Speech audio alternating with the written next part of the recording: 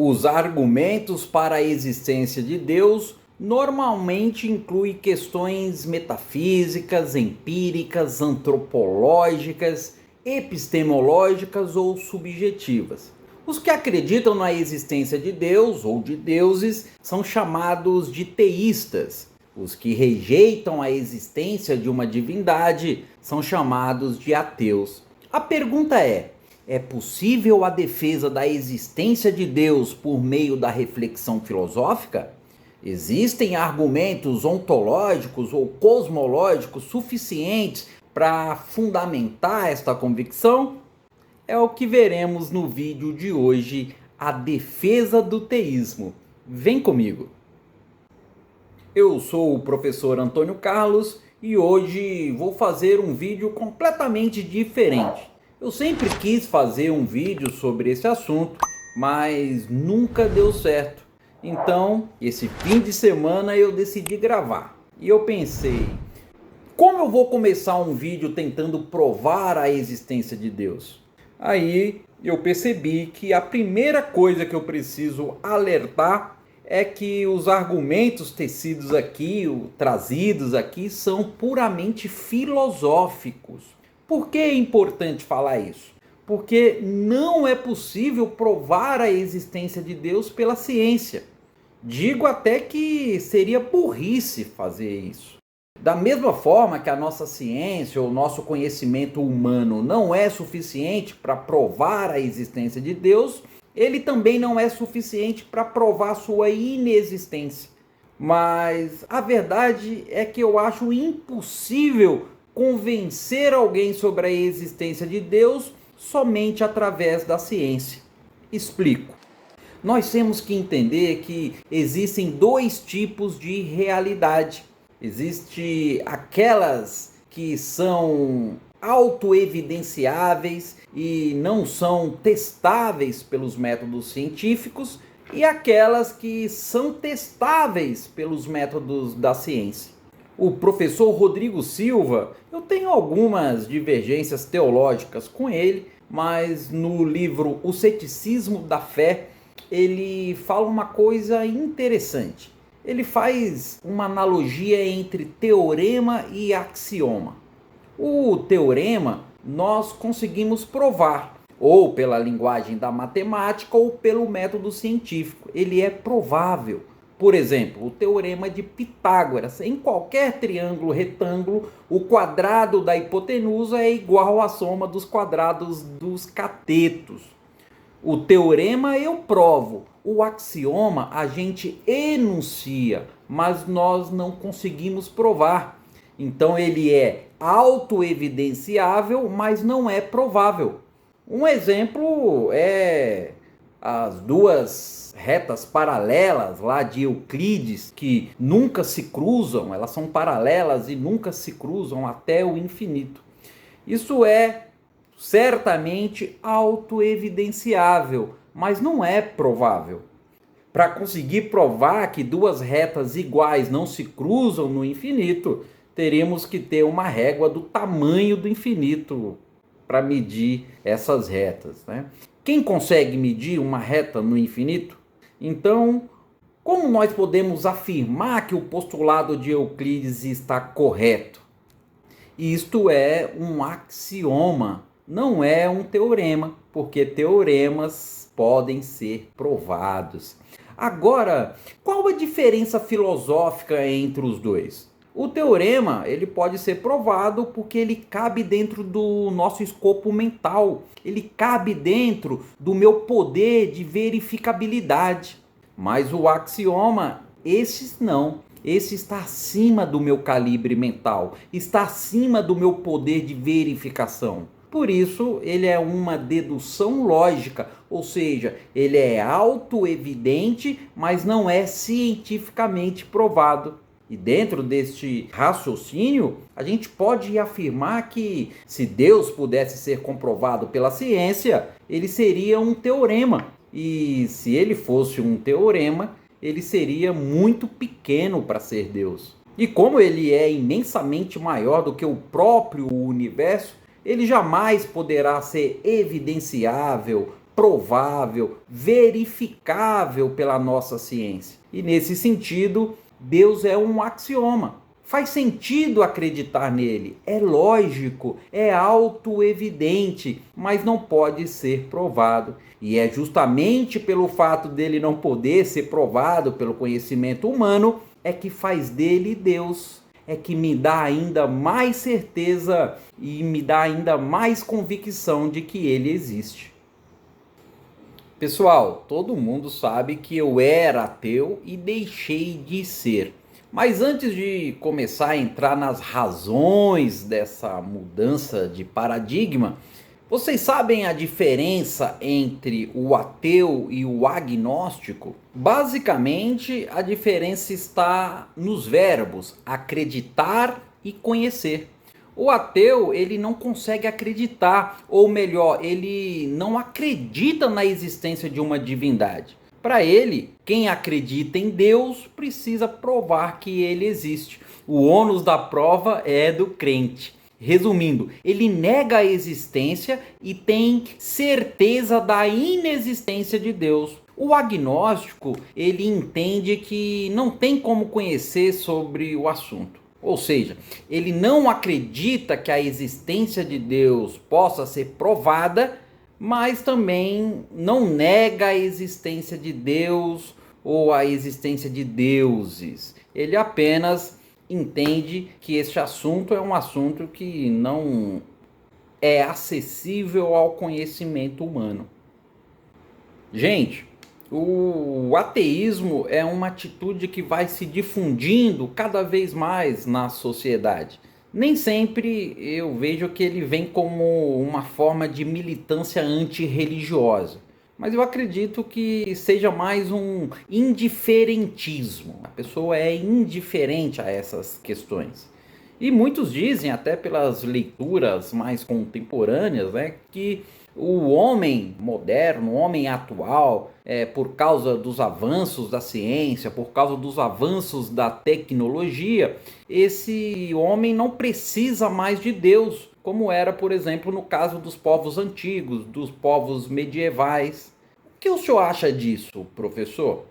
Bem, eu gosto de uma frase do Dostoiévski que diz que existe no homem um vazio do tamanho de Deus. Os próprios valores morais só fazem sentido com a existência de Deus. Fazendo uma reflexão em cima do tema trazido pelo próprio Dostoiévski em Os Irmãos Karamazov, se Deus não existe, então tudo é permitido. Ou seja, nada faz sentido. Se Deus não existe, também não existe uma maneira certa ou errada de se viver. Se o destino de todos é o pó, então não importa o que fazemos ou no que acreditamos. Por outro lado, se Deus existe, então é bem provável que também exista um significado, que exista um propósito para a nossa vida. Eu sei que os ateus, eles tendem a ser céticos em relação às afirmações sobrenaturais. Eles citam principalmente a falta de evidências empíricas que provem a existência desses fenômenos sobrenaturais. Eu era ateu, então, basicamente, o que me fez mudar de ideia? E aí eu acho que é importante a gente desmistificar ou quebrar o primeiro mito sobre o ateísmo, né? Quando se pensa em um ateu, um dos erros mais comuns que a gente comete geralmente é de associar ateísmo à moralidade. Eu posso muito bem não acreditar em nenhuma divindade e ter uma conduta moral irrepreensível perante a sociedade. Como também eu posso ser um religioso fervoroso e ter uma conduta moral reprovável. Prefiro conviver com um ateu honesto e humanista do que com um religioso hipócrita. Ateísmo não tem nada a ver com moralidade. Ateísmo é a ausência de crença na existência de divindade ou na existência de divindades, no plural, né? Na verdade, pessoal, o ateísmo é apenas mais um tipo de visão de mundo. Existem visões de mundo que são compatíveis ou que são concorrentes entre si. Todas as pessoas têm uma visão de mundo. O cristianismo, o islamismo, o ateísmo, tudo isso são tipos de visões de mundo, o que nós chamamos na filosofia de cosmovisão. E de todas as visões de mundo que me foram apresentadas no passado, o ateísmo era a que melhor explicava a realidade para mim. Na minha forma de interpretar o mundo, as evidências apontavam para o ateísmo, mas ao me aprofundar nas impressões, ao me aprofundar nessas evidências, eu achei que o modelo de mundo que mais explica a realidade não é o ateísmo, mas sim o teísmo e mais especificamente o cristianismo. Portanto, no meu caso, o ateísmo era puramente intelectual. Professor, o que seria o ateísmo intelectual? Seria um ateísmo com fundamentação filosófica.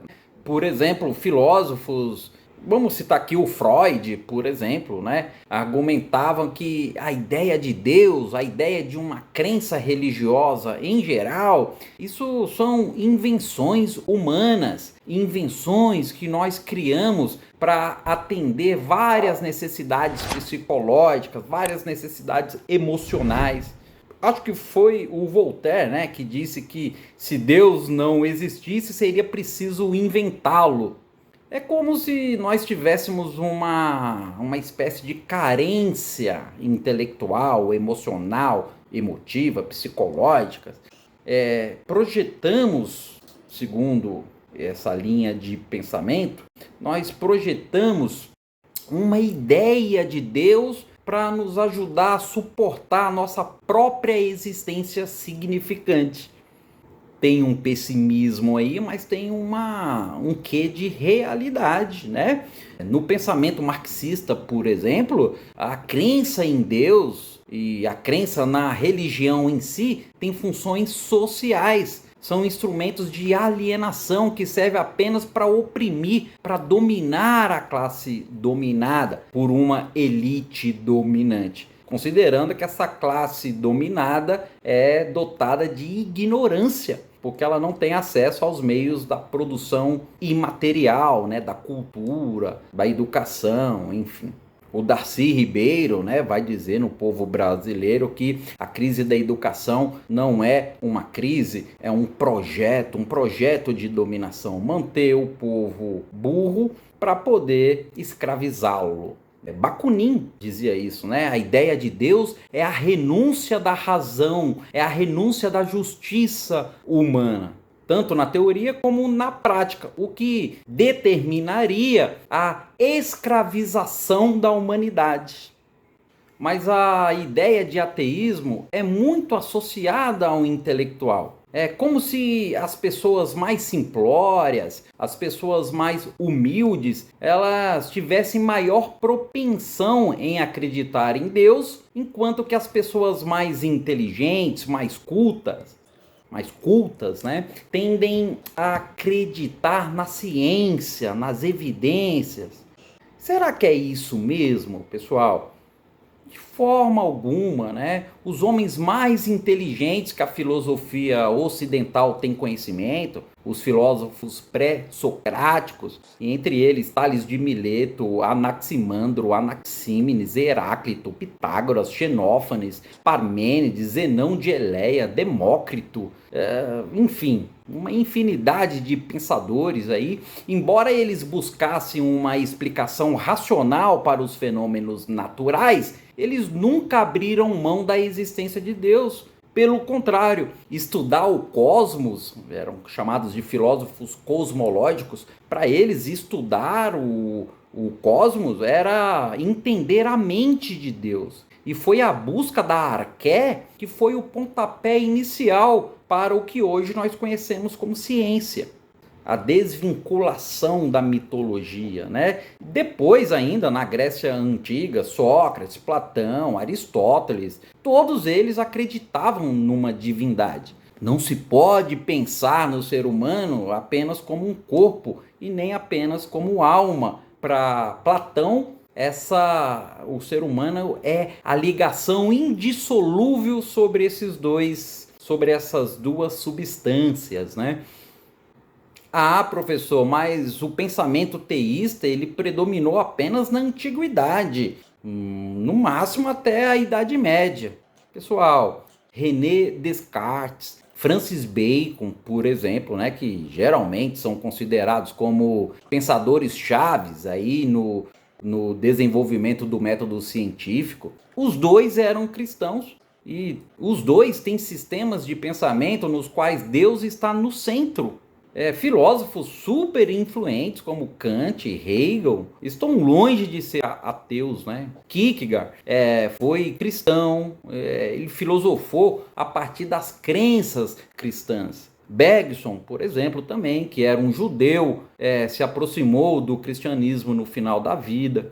Na ciência, Nicolau Copérnico, que propôs o sistema de planetas ao redor do Sol, se referiu várias vezes a Deus. Ele não via nenhum conflito entre os seus estudos e a Bíblia. Johannes Kepler, um dos ícones da matemática, da astronomia, era um cristão luterano. Galileu, né, que é lembrado pelo seu famoso conflito com a Igreja Católica, ele nunca negou a veracidade da Bíblia. Pelo contrário, né? Mendel, considerado pai da genética, William Thomson, James Maxwell, foram homens de profunda fé, homens de profundo comprometimento com Deus. Max Planck, que é um cientista que revolucionou o entendimento do mundo atômico, do mundo subatômico.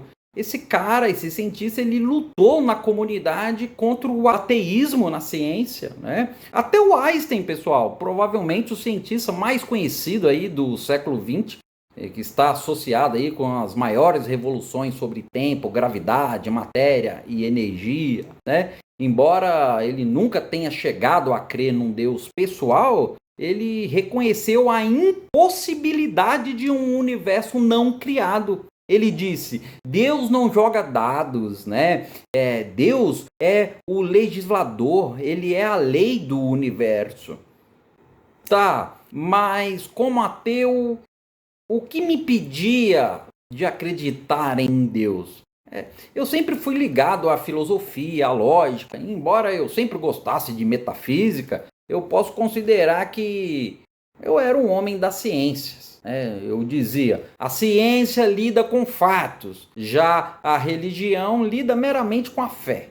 As crenças que as pessoas possuem não são baseadas em evidências, não são baseadas em provas concretas. Geralmente as crenças são baseadas numa tradição, ou seja, são baseadas nas religiões dos nossos pais, na religião de amigos, somos altamente influenciáveis, né? O homem é o produto do meio. Enfim, as pessoas reproduzem a cultura do meio em que vivem. Outras formulam crenças com base em experiências unilaterais, né, pessoais, com base nas suas vontades, nas suas emoções, nos seus sentimentos. E por mais que os sentimentos sejam sinceros, querer que algo seja sincero não faz com que aquilo se torne verdadeiro. Mas com certeza, o que mais me impedia, eu acho que era as dúvidas. Eu tinha muitas dúvidas, pessoal. Mas que tipo de dúvida, professor, que o senhor tinha? Então, embora as religiões tenham algumas semelhanças, elas discordam em praticamente todas as questões principais, como a natureza de Deus, a natureza do homem, criação, pecado, salvação, céu, inferno. Na verdade, as religiões possuem mais crenças contraditórias do que complementares. E como aprendemos na lógica, né, que as verdades excluem seus opostos, então não é possível que todas as crenças religiosas sejam verdadeiras. Por exemplo, Deus é um ser pessoal, como afirmam os cristãos, ou uma força impessoal, como afirma a Nova Era? Jesus morreu e ressuscitou dos mortos, como afirma a Bíblia, ou isso não aconteceu, como afirma o Alcorão? Se uma afirmação estiver certa, a outra necessariamente tem que estar errada. E com tantas religiões existentes no mundo, como saber qual delas diz a verdade, se é que alguma delas diz a verdade? Olha só, pessoal, eu disse qual delas é verdadeira ou qual delas diz a verdade. Mas primeiro, nós precisamos saber se a verdade existe. E se a verdade existe, o que é a verdade? Na concepção grega, a verdade é aletheia, que significa o não oculto, o não dissimulado, o que é verdadeiro, né? É a manifestação do que é, ou existe tal como é, né? Seu contrário é pseudos, falso, escondido, encoberto, dissimulado. Parece ser, mas não é como parece. Então, alguns vão dizer que a verdade não existe. Porém, pensem comigo, quem faz esse tipo de afirmação, que a verdade não existe, está tentando defender uma verdade, justamente a verdade, a ideia de que não existe verdade. O que não faz sentido, né? Se a verdade não existisse, não haveria razão para se aprender qualquer coisa sobre qualquer assunto na nossa vida. Além disso, nós exigimos a verdade em todas as áreas da vida, principalmente nas áreas que afetam o nosso dinheiro, os nossos relacionamentos, a nossa saúde, nossa segurança. Dificilmente nós vamos encontrar alguém que goste de ouvir mentiras, que goste de ser enganado. Enfim, nós precisamos da verdade. Mas, professor, o que é verdade para um pode não ser verdade para o outro. Vendo por esse lado, é possível falar em uma verdade universal? Claro, somos finitos e que nós nem sempre conheceremos todos os detalhes que envolvem uma questão. Até mesmo a ciência se utiliza de algum tipo de fé, né, para preencher as lacunas do conhecimento. A verdade, ela é uma afirmação que está conforme os fatos, que está conforme a realidade. Eu costumo dizer que toda verdade é absoluta e transcultural. Ela não depende dos nossos sentimentos ou das nossas preferências. Se uma coisa é verdadeira, ela é verdadeira em todos os momentos e em todos os lugares. Ah, espera aí, professor. Filosoficamente falando, como assim? Toda verdade é absoluta. A verdade não é relativa? Filosoficamente, quem afirma que a verdade é relativa está afirmando algo verdadeiro ou relativo? Quem afirma que não existe verdade absoluta está absolutamente certo? Quem afirma que a verdade dele é diferente da minha verdade, por exemplo, ele está afirmando algo verdadeiro só para ele ou algo verdadeiro para mim? Percebam que todas essas afirmações, pessoal, elas são falsas em si mesmas, né? Não existe relativismo na essência da verdade. É na tentativa de melhorar, é na tentativa de mudar que nós crescemos e nos fortalecemos. Por exemplo, existem mais evidências que apontam para a existência de Deus do que o contrário. Mas vivemos em uma era em que a verdade é menosprezada. As pessoas não acreditam na verdade absoluta. Por quê? Porque cada um constrói a sua própria versão da verdade. A versão que melhor se ajusta ao seu modo de vida particular. Mas fugir da verdade não significa que não existe uma verdade absoluta. Entendi, professor, mas de qualquer forma, os principais questionamentos da humanidade são sobre a nossa origem, identidade, propósito, moralidade e destino, ou seja, de onde viemos, quem somos, por que estamos aqui, como devemos viver e, principalmente, o que acontece após a morte. Será que é possível conhecer a verdade sobre essas questões? Se for, onde está a resposta? O primeiro e mais importante passo no processo da busca pela verdade na religião é investigar a principal afirmação feita por ela: Deus existe? E eu já respondo, pessoal, Deus não existe. Deus é. Não houve um tempo em que Deus não houvesse. Ele criou o existir. Se Deus existisse na nossa concepção, ele seria algo existente na existência, ou seja, ele não seria Deus, né? Ele está além da existência, ou seja, ele já havia antes da existência. Portanto, Deus não é um objeto verificável pela mente humana. Óbvio que, como seres humanos limitados, nós não possuímos o tipo de conhecimento capaz de nos dar uma prova absoluta da existência de Deus. Mas podemos observar as evidências que apontam para um ser superior, o Criador do universo. Mas antes de investigar as verdades sobre Deus, é preciso pontuar algo muito importante. Será que nossa resistência para acreditar em algo é apenas intelectual ou também é volitiva e emocional? É uma questão apenas de reflexão ou tem a ver também com as nossas vontades e as nossas emoções? Explico. Quais seriam as implicações se a verdade sobre Deus é que de fato ele existe? Quais seriam as implicações se aquilo que a Bíblia ensina de fato é a verdade? Será que nós estaríamos dispostos a rever nossas atitudes e as nossas crenças? O grande problema é que, quando se trata de questões espirituais que envolvem moralidade, muitos não querem saber a verdade, porque verdades morais constrangem nossa consciência.